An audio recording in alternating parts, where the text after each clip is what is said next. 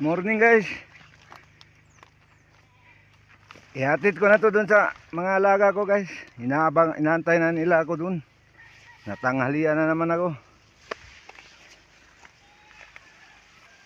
Ang hirap ng daanan dito guys oh.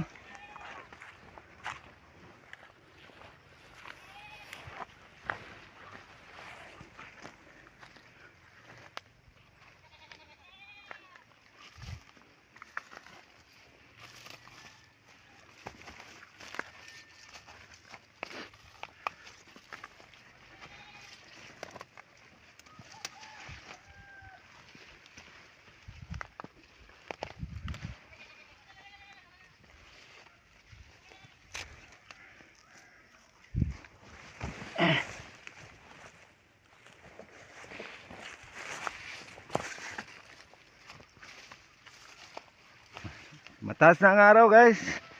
Uminit na, tumama na yung araw dito sa amin.